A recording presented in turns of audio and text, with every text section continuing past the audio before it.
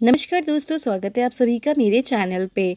आज हम बात करने जा रहे हैं critically analysis of text book. ये एक प्रैक्टिकम है जो कि बीएड में दिया जाता है, जिसके अंतर्गत हमें किसी बुक का पूरा एनालिसिस करना होता है। उसके बारे में हमें एक प्रैक्टिकम तैयार करना होता है, पूरी फाइल तैयार करनी होती है। तो उसके बारे में है कि कैसे हम किसी टेक्स्ट बुक का एनालिसिस करते हैं। तो पहले हम इसकी भूमिका लिख देते हैं कि शिक्षा में पाठ्यचर्या बनाने की एक वृहद योजना है, एक वृहद प्रक्रिया है। एक प्रचलित विश्वास है कि अच्छी पाठ्यपुस्तकें एक अच्छे पाठ्यचर्या के द्वारा बनती है। यही कारण है कि अक्सर हम यह देखते हैं कि बदलती हुई परिस्थितियों के अनुरूप शिक्षा में ज़रूरी परिवर्तन हेतु पाठ्यपुस्तकों को बदला जा सकता है। पाठ्यपुस्तकों में अवधारणाओं के विस्तार, गतिविधियों, चिंतन और अभ्यास के ऐसे मौके हैं जो सोचने को बढ़ावा देते हैं। तो मतलब ये है कि कोई भी, इसको हम थोड़ा शॉर्ट में और इजी वे में समझेंगे कि कोई भी जो हमारी टेक्स्ट बुक होती है तो वो अच्छी कैसे होती है। वो अच्छी तब होती है जब उसके अंदर दिया हुआ जो सिलेबस होता है, जो मैटर होता है, वो मैटर करता है कि कितना अच्छा सिलेबस है, क्या वो बच्चों के इंटरेस्ट के अकॉर्डिंग, बच्चों के एज लेवल के अकॉर्डिंग, उनके मेंटल लेवल के अकॉर्डिंग है कि नहीं है। कोई भी पुस्तक, कोई भी बुक को तभी हम अच्छा कहेंगे जब वो बच्चों के मेंटल लेवल के अकॉर्डिंग होती है। ऐसी नहीं कि कोई भी बुक है, आप हर बुक को अच्छी नहीं कह सकते हो। आप उसी बुक को अच्छा कहेंगे जिसमें एक तो भाषा अच्छी दी गई हो, जो बच्चों के मेंटल लेवल के अकॉर्डिंग हो, और उसमें ऐसी चीज़ें हों, जो भी उसमें टॉपिक्स हों, जो विषय हों, वो बच्चों के वास्तविक जीवन से संबंधित हो, उनके लिए आवश्यकता के अनुकूल हो, और आगे चल के वो टॉपिक्स उनके काम भी आएँ। तो हम तभी किसी बुक्स को बोलते हैं कि वो बुक अच्छी है। तो हमें क्या करना होता है, कोई भी हम एक बुक लेते हैं, जब आपको बीएड में ये प्रैक्टिकम करने के लिए दिया जाता है, तो आप क्या करते हैं, किसी भी स्टैंडर्ड की बुक लेते हैं और उस बुक को पहले आप देखते हैं, उसके बारे में उसका एनालिसिस करते हैं कि क्या जो बुक के अंदर लिखावट है वो कैसी है, उसके अंदर पिक्चर दी गई है कि नहीं दी गई है, और जो टॉपिक्स दिए गए हैं क्या वो बच्चों के लिए उपयोगी हैं कि नहीं हैं, बुक का कवर कैसा है, बुक्स के अंदर कितने पेजेस हैं। तो ये सब चीज़ें आपको देखनी होती है। फिर है परिभाषा दी गई है, ये आप खुद पढ़ लीजिएगा। इसका जो पीडीएफ है वो मैं डाल दूँगी अपने टेलीग्राम चैनल पे। और अगर आप लोगों ने अभी तक ज्वाइन नहीं किया है मेरे टेलीग्राम चैनल को, जिसका नाम है स्टडी नोट्स बाय प्रिया, तो आप ज्वाइन कर लीजिएगा, क्योंकि मैं वहाँ पे जो भी ये आपको मैं वीडियो लेके आती हूँ मैं आपके लिए, तो उसकी सारी जो पीडीएफ्स होती है मैं उसमें डाल देती हूँ। तो वहाँ से आप लोग उसको डाउनलोड कर लीजिएगा, ठीक है। तो देखिए, हम इसकी थोड़ी सी परिभाषा दे देते हैं और फिर हम बात करते हैं कि भाई पाठ्य पुस्तकों की विशेषताएं क्या हैं। तो पुस्तक जो होती है वो मनोवैज्ञानिक शैली में लिखी होनी चाहिए। तो उसका मतलब क्या है कि बच्चों के मानसिक स्तर को ध्यान में रखते हुए कोई भी बुक को लिखना चाहिए। फिर जो भी पुस्तक लिख रहा है वो एक अनुभवी और पारंगत व्यक्ति होना चाहिए।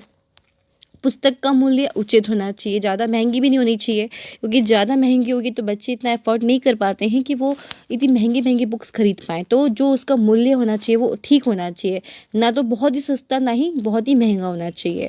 पुस्तक जो होनी चाहिए वो देखने में सुंदर एवं सुग्रह होनी चाहिए, अच्छी होनी चाहिए, दिखने में बिल्कुल अट्रैक्टिव होनी चाहिए। फिर है पुस्तक में चित्र, रेखा चित्र, ग्राफ, मानचित्र, उदाहरण अधिक एवं बालकों के स्तर के अनुसार अनुकूल होना चाहिए। मतलब पुस्तक में जो भी आपके, जैसे कि मैंने अभी आपको बताया कि बुक्स में डायग्राम्स होने चाहिए, उसमें सब चीज़ें, अगर हम ज्योग्राफी की बात करें तो उसमें अच्छे से, कोई भी अगर आप पढ़ा रहे हो कोई चीज़ को तो उसको मैप के थ्रू समझाओ, उसमें ग्राफ्स होने चाहिए। अगर आप मैथ्स पढ़ रहे हो या कुछ भी चीज़ पढ़ रहे हो, तो अगर उसमें ऐसी कोई भी टर्म्स आती हैं तो उसके लिए वहाँ पे डायग्राम्स अवेलेबल होनी चाहिए, ताकि बच्चे ईज़िली किसी भी चीज़ को समझ सकें। तो ये सब चीज़ें होनी चाहिए बुक्स में। पुस्तक में चित्र अधिक तथा स्पष्ट और रंगीन होने चाहिए। अब देखिए, ये डिपेंड करता है कि आप कौन से लेवल के स्टूडेंट्स की कर रहे हो बात।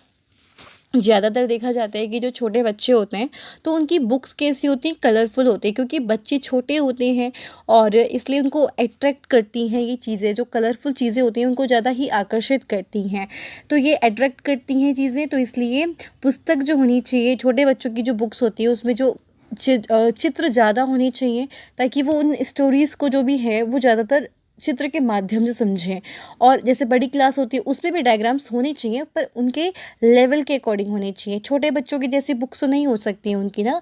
तो जैसे छोटे बच्चे होते हैं तो उनकी बुक्स कैसी होती हैं, कलरफुल होती हैं, उसमें जो लेटर्स होते हैं थोड़े से बड़े होते हैं, क्योंकि बच्चे अभी छोटे हैं, है ना। तो इसलिए क्या होता है, एक तो वहाँ पे जो कलरफुल डायग्राम्स होने चाहिए, जो लिखा होता है, जो साइज होना चाहिए फ़ॉन्ट्स का वो थोड़ा-सा बड़ा होना चाहिए, क्लियर होना चाहिए कि हर बच्चा उसको समझ सके।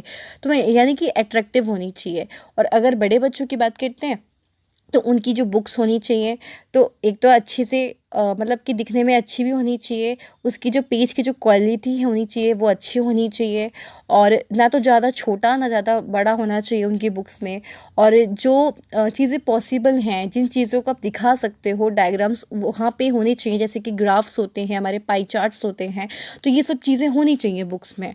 फिर है प्रश्न वैज्ञानिक रूप से सत्य तथा तकनीकी दृष्टिकोण से शुद्ध होने चाहिए। जो भी चीज़ दें आप उसमें मतलब साइंटिफिकली वो अच्छी होनी चाहिए, और जो भी टेक्निक्स हैं, कहने का मतलब सीधा से ये है कि जो भी उसमें चीज़ें होनी चाहिए वो सही होनी चाहिए। फिर है पुस्तक के अंत में छात्रों को क्रियात्मक कार्यों के लिए सुझाव प्रस्तुत किए गए हों, ताकि पता चले कि जो बच्चे पढ़ रहे हैं क्या उनको समझ में आया है कि नहीं आया है, और आया है तो कितने लेवल तक का समझ में आया है। फिर पुस्तक के अंत में क्रियात्मक कार्यों के लिए सुझाव प्रस्तुत, अच्छा ये 2 बार पॉइंट्स हो गए हैं, ये दोनों पॉइंट्स ठीक है। फिर है पुस्तक का आकार व माप उपयुक्त होना चाहिए, यानी कि बुक ना तो ज़्यादा बड़ी होनी चाहिए, बहुत ज़्यादा बड़ी भी नहीं होनी चाहिए, ना ही बिल्कुल छोटी होनी चाहिए, मतलब मीडियम साइज की होनी चाहिए बुक्स, कि ईजिली बच्चे उसको कैरी कर सकें।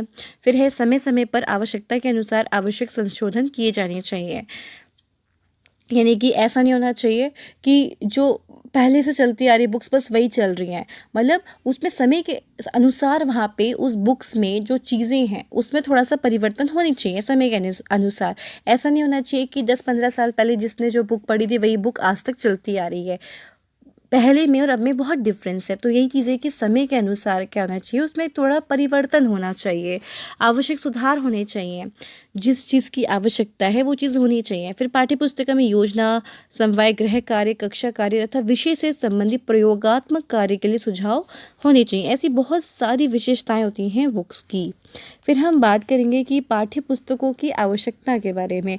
तो पुस्तकों की आवश्यकता क्यों होती है हमें?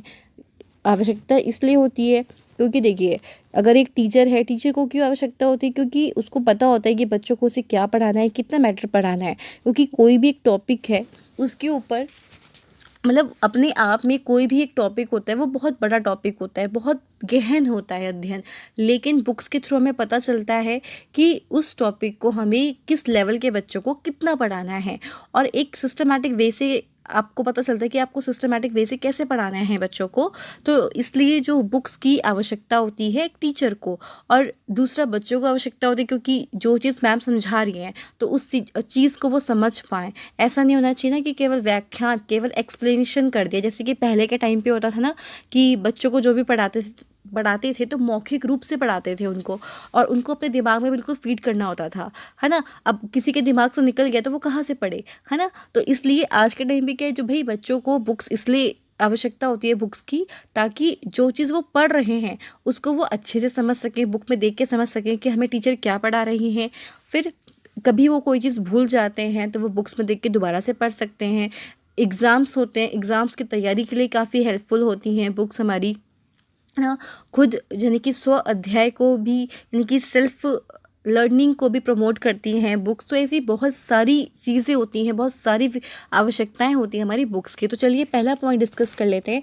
तो पुस्तकों की सहायता से शिक्षा की प्रक्रिया व्यवस्थित ढंग से चलाई जा सकती है, और अध्यापक शिक्षण हेतु योजना बना सकते हैं। जैसे कि मैंने अभी आपको बताया कि जब हम बच्चों को पढ़ा रहे होते हैं तो एक टीचर को पता होता है कि उसी बच्चों को, किस लेवल के बच्चों को कितना पढ़ाना है ना। तो वो पूरा प्लानिंग करके चलता है, उसे पता होता है कि किस सिस्टमेटिक वे से उसको बच्चों को पढ़ाना है। फिर है पाठ्य पुस्तक के पाठ्यक्रम में निर्धारित उद्देश्यों को पूर्ण करने में सहायक होते हैं, यानी कि जो बुक्स होती हैं, तो जो भी हम टॉपिक पढ़ा रहे हैं तो जो उसका उद्देश्य है, ताकि किसी भी चीज़ को पढ़ाने का बच्चों को एक उद्देश्य होता है हमारा, तो उन उद्देश्यों की पूर्ति में कौन सहायक होती है? हमारी बुक्स होती हैं सहायक, क्योंकि बुक्स की सहायता से ही तो हम उस सिलेबस को, उस टॉपिक को बच्चों तक पहुंचा रहे हैं।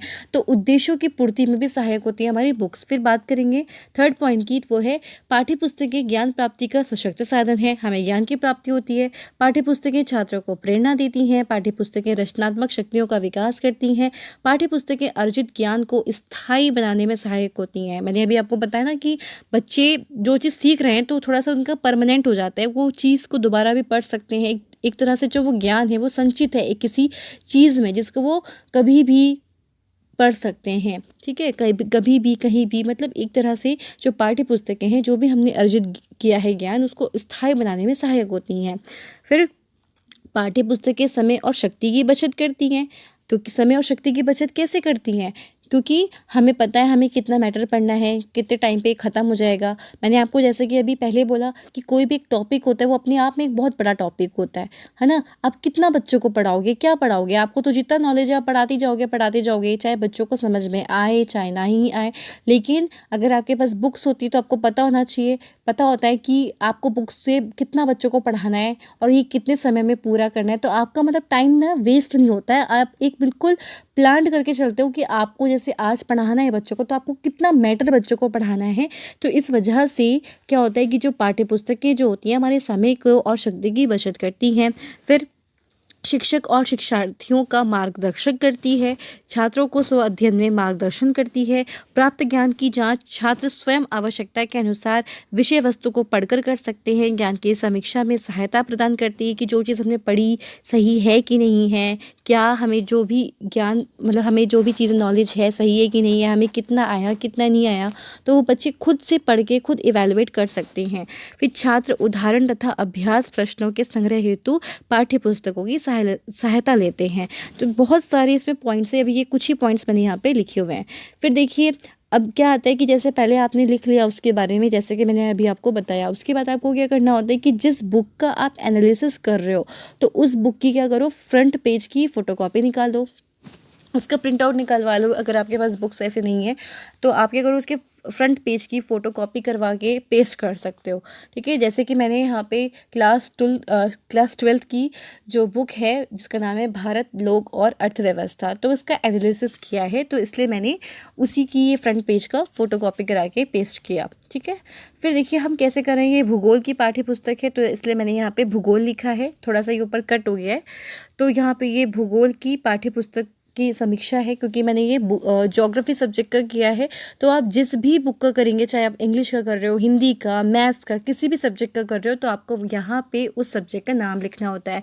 किस क्लास का कर रहे हो तो आपको यहाँ पे फिर क्लास लिखनी होती है, जैसे कि क्लास 12 है तो आप 8 का भी कर सकते हो, 10th क्लास की बुक्स का भी कर सकते हो। तो जिस भी क्लास का आप बुक एनालिसिस कर रहे हो तो आपको यहाँ पे लिखना होता है।